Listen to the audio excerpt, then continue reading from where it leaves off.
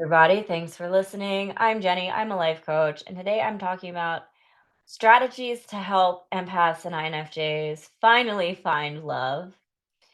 Because the ultimate life hack is having a co-conspirator. Couples have an unfair advantage because they have co-conspirators, and a successful relationship is foundational in creating a successful career or life path. Without support or safety at home, it's difficult to create success outside of the home for a long period of time. And we deserve to have co-conspirators because we're awesome. Okay, dang it, like we like it's time. So to find the right person, a co-conspirator, we need to learn how to say no faster. We have more potential than anyone to find the right person. We're just not tapping into it, um, because we're so growth oriented and we see so much potential in people. Um, and we are so loyal that we stay with the wrong people too long. But if you say no, you find the right one faster if you say no to the wrong ones quicker. The point is to alienate people. We want to alienate the right people, highlight what makes us weird, and so switch from masking, and blending in to alienating. Because if we're alienating people, they're kind of self-selecting for us. Um, when you're in a relationship, comparison hurts your relationship. But when you're dating, comparison helps. You don't want to invest in another person too quickly. You want to be weighing people against each other. And we feel really guilty when we do this, but it's important. And we deserve to weigh people against each other. So when you're in a relationship, don't compare your partner to other people. But when you're just dating, compare the life out of those people, especially if you're an anxious attacher. If you want commitment, you need leverage. You don't want to put all your eggs in one basket. You don't want to give all of your power away too early.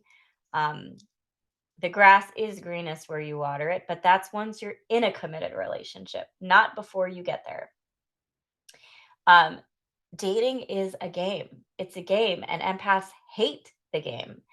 And they see how everyone is playing the game and they choose to not play. But this is not serving us well because then we don't see the game when it's happening to us. So it is important to learn the game in order to not play it. It is important to learn the game in order to not participate in it. So stop thinking it like a game of chess and start thinking of it like a game of tag. Start thinking of it as fun. If someone, connects with you and you're really falling for them and then all of a sudden they detach, stop treating that like heartbreak. Stop treating that like a game of chess where you have to analyze what this behavior means. Treat it like a game of tag. Like, oh, you want to run away? Okay. Tag, you're it. Now I'm running. I hope you catch me before I fall into the arms of someone else, except not really. Okay. Have fun with it. Learn how to have fun with the game, but mostly just learn how to play it in order to not engage. Um, Women have more power than we think we do. Women are usually the ones who are people pleasing, who are overgiving. With empaths, it's a little more complicated than that. Empathic men tend to do these things too. Um, but women need to remember that they have more power than they think. They just need to let go of good girl conditioning and tap into that dark, ruthless, feminine energy. Be unacceptable. If a guy likes you, you'll know. If he doesn't, you'll be confused. Find someone who knows your worth. Find someone who does not make you feel confused. A guy who likes you will snatch you the fuck up. Okay? He will not make you chase him. Um, Most men on dating apps don't really understand how to make a woman feel safe. They're asking women to come over their house right away. They're asking women to meet them in the woods for a first date. Okay. That is not how you make a woman feel safe. It doesn't matter if you are safe. She does not know that. Um, it's also sad and counterproductive when people lie about their height, about their weight, because then you're going to attract people who care. Yes, you will attract more people up front before they realize you were lying, but the people who you are attracting are going to be people who care about what your height is and what your weight is. Those are not people that you want to attract. Okay. People care more about honesty. The right people care more about you being honest than they care about what your height or weight is. And so they're not going to rule you out because you're short or because you're overweight. They're going to rule you out because you lied to them. So it's not that, and it's not even that you lied to them, it's that from now on they can't believe you on anything. It's important to get perspectives from other genders. Um, this is easier if you grew up with brothers or sisters. You're going to understand the opposite sex a lot better. But if not, it helps to have, platonic friends of whatever gender you're trying to date, or a therapist of whatever gender you're trying to date. The hack that I'm trying right now is I'm going to couples therapy single. I'm trying to take that shortcut. But I also really love that my therapist is male. It's kind of like having a secret weapon, because when I don't see the games, he sees the games. And it really, really helps to have a male perspective there. So think about who you can start to use as your secret weapon as far as dating goes. It's important to stop focusing on who you want and start focusing on what you want. We get really stuck on who we want and how they're not giving us what we want, instead of focusing on what we want and who qualifies for that job, right? It's kind of like a backwards job application, where we're saying, this is the job and you don't meet the qualifications, so I need you to do all these things, versus saying, like, this is the job and you can choose to apply or not. I hope you get the qualifications, right? Totally different energy. Um, we come from this place of thinking, like, I will be with this person no matter what. I just need them to give me all these things that they're not giving me. So stop choosing the person that you want and praying and hoping and begging that they will meet your needs. Choose your needs and then find the person who can meet them. The perks of being single are that instead of begging for your needs to be met, you get to let go and you get to weigh other people against each other. And you get to ask, who is meeting my needs? Who is not meeting my needs? You go from wanting to be chosen to doing the choosing. You're not asking for too much, you're asking the wrong person. The right thing with the wrong person still will not work. And a lot of the relationship advice out there is just for playing the game with avoidant people, which actually sabotages you when you find a secure person. A secure person is not going to be playing the game. It's still important to know the game so you can avoid engaging in the game, but your person is not going to be playing games with you. You're not going to have to game the system to get your person interested in you. So, they should be doing nothing with your phone that they don't want you to see once you're in a committed relationship. Also, you should not be doing anything with your phone that you do not want them to see. Remember that no one can always meet your needs. We need to be able to meet our own needs and then supplement those needs appropriately. But in a healthy relationship, not only do you need to be capable of meeting your own needs, regardless of what your partner is doing, but your partner also needs to be capable of meeting your needs. They're just not going to be able to do it all the time. Um, the best relationships are between two people who need nothing and want to give each other everything. Just keep working on yourself, but empaths are pretty much already doing that. Um, you don't need to decide. Um, you don't get to decide when your person finds you, but you do get to decide if you're ready for your person when they find you. So if there's self improvement things you've been putting off, get ready for your person now. Don't wait for them to show up and then scramble to get ready then. You don't have to be perfect. Um, you cannot be perfect and completely ready for your person, but you do need to be making an effort, because love is not going to save you. Um, we cannot get drunk on the idea that love will heal something broken within us. If you're waiting for someone to rescue you from debt or from a bad living situation, you need to be working on those things on your own. Whatever trait you're looking for in a partner, you need to develop within yourself. Focus on standards instead of tactics. Most dating advice is focused on tactics, but this is all part of the game. It's good to know the tactics, but standards is what's going to connect you with your person because manipulation undermines healthy relationships. Um, Learn the difference between what is settling versus what is safe.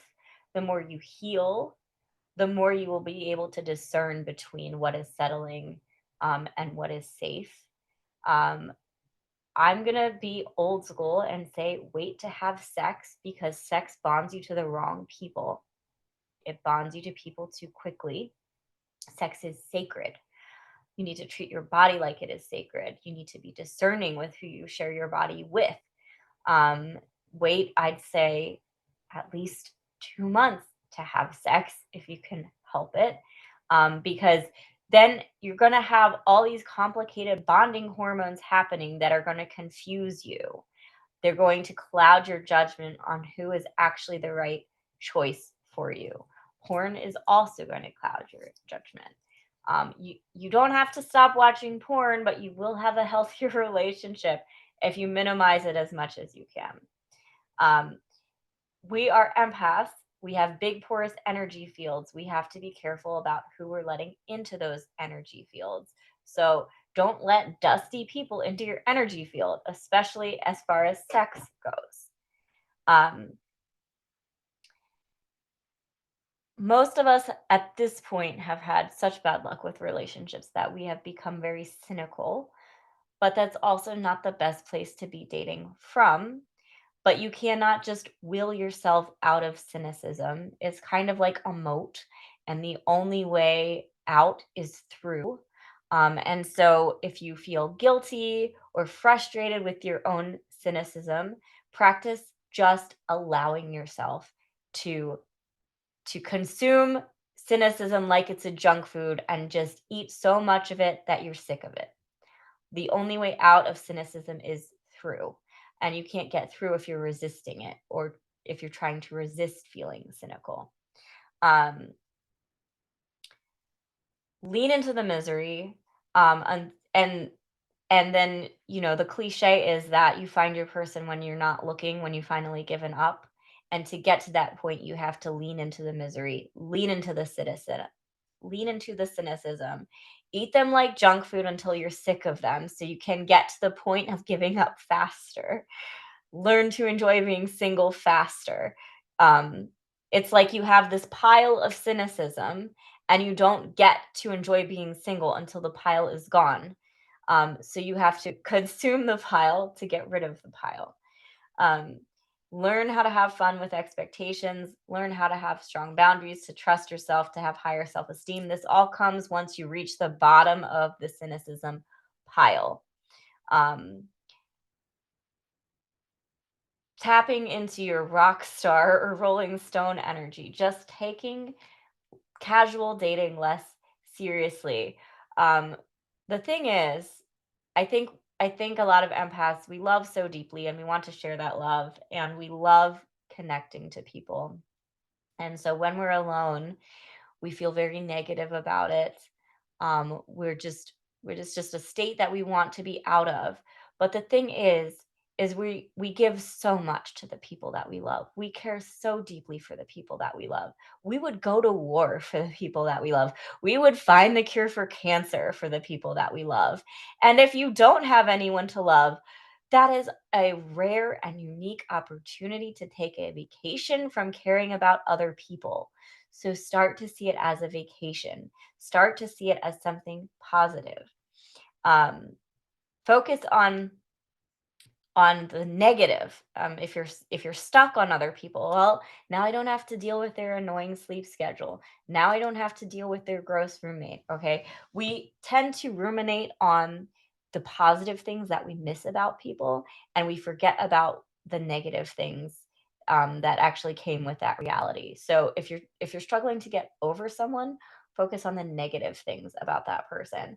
It's not very emotionally mature, but I know it's helped me and other people to even rename that person in our phone if we're still in contact with them, to something like oh, avoidant coward, or, again, it's not emotionally intelligent, but it doesn't have to hurt anyone as long as no one knows about it.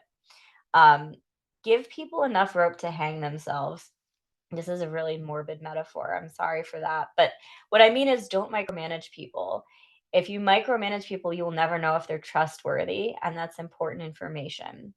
Um, I hate when people think that trust is just a choice and something that you grant people. Trust is a side effect of honesty, um, and being forthcoming and open with information. So not everyone deserves trust, but by wearing the veil of trust, by choosing to trust them to do what they're going to do, it is easier to catch liars sooner. So when I say to trust people, that's what I mean, is trust them to show you who they actually are. Let go. Trust by letting go enough for them to show you who they actually are. Um, that's what I mean by trusting people. That's how trust becomes a choice. You trust them to do what they're going to do, and you have nothing to lose worth keeping. Um, One key factor in relationship success is the ability to walk away without looking back if necessary. And whoever cares the least has the most power. Um, so, so stop micromanaging people and allow the burden of broken trust to fall on their shoulders instead of yours. Allow the burdens of your failed relationships to fall on their shoulders instead of yours. This is something we do, is we carry everyone else's burdens for them. And if you're carrying other people's worries and stresses and problems um, and burdens for them, they cannot feel it. Um, they cannot feel it. Think of it like a literal ball. Um, and so I want you to think about giving this ball back to them, like, "Ugh," like give it back. Um, let them feel the burden. Stop carrying it for them because then they won't feel it. You do want your relationships to be a priority, but it should not be your only priority. It should be a smaller priority, yet still a priority. The only way you can fully enjoy love in your life is to not make it the most important thing in your life. You do not make the mistake of loving someone else more than yourself. um, be very careful if you go back to old partners, um, because then it's very easy to fall into this approach avoidant dance where you get treated poorly and you leave, but now they want you back because you've shown that you have self-worth by leaving. And now they respect you because you've shown that you have self-worth by leaving, but then you go back, going back lowers your self-worth. So now that person doesn't want you yet again. And it's a very common dance that happens. So you need to be really, really discerning if you're going back to someone. They need to really, really show and prove that they have changed what the original problem was. Um, so so if you're trying to leave an abusive relationship, um, one of the things that I had to tell myself was, I am not good enough for them, but I am good enough for me. Because trying to tell myself that I am good enough did not feel true. And trying to tell myself that I am good enough and trying to tell myself that I am not good enough, neither one of those felt true. And the thing that finally felt true and helped me leave was telling myself, I am never going to be good enough for them, but I can be good enough for me. And that was the thought that I had to live by.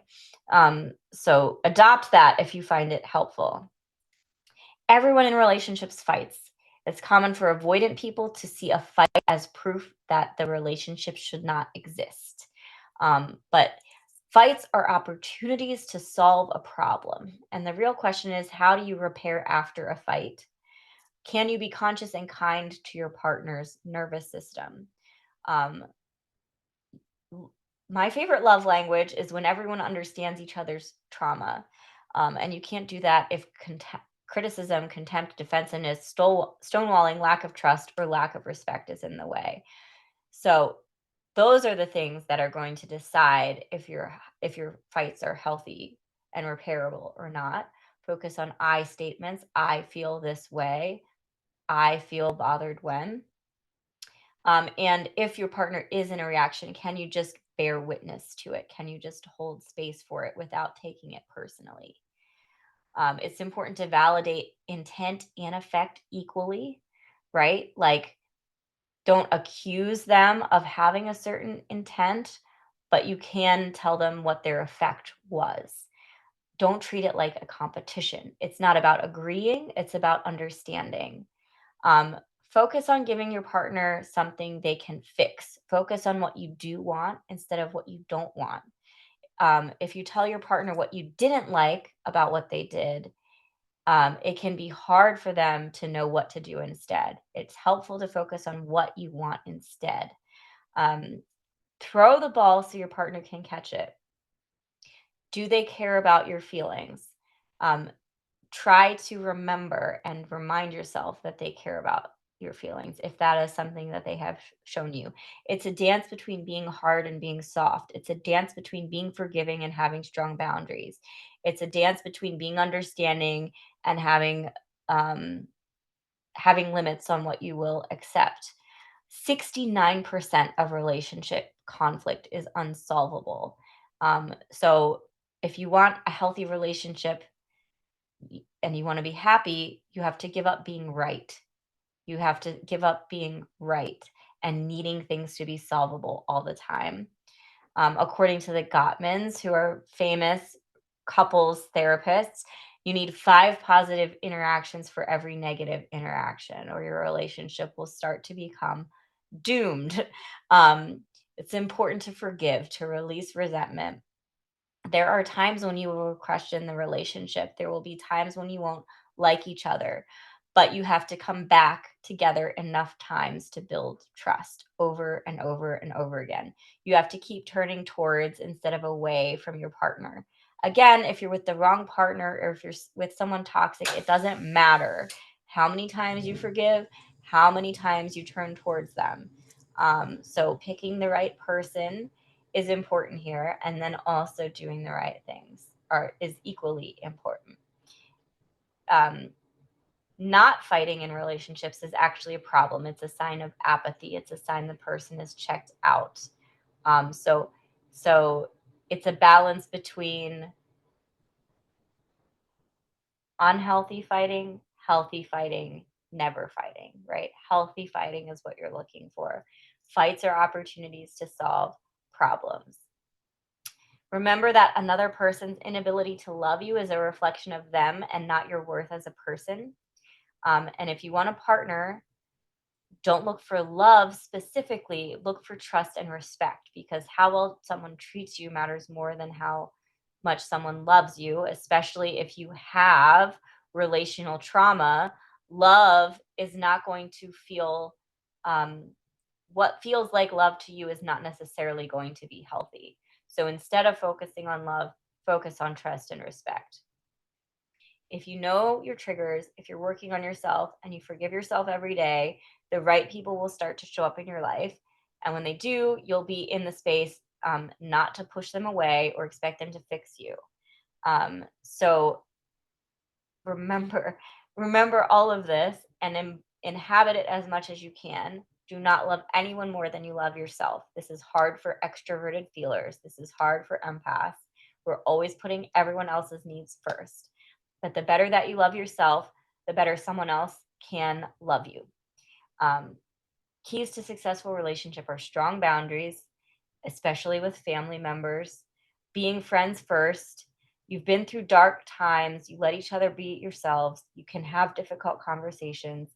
You have fought, you have made up, you have forgiven, you have made light of each other's quirks.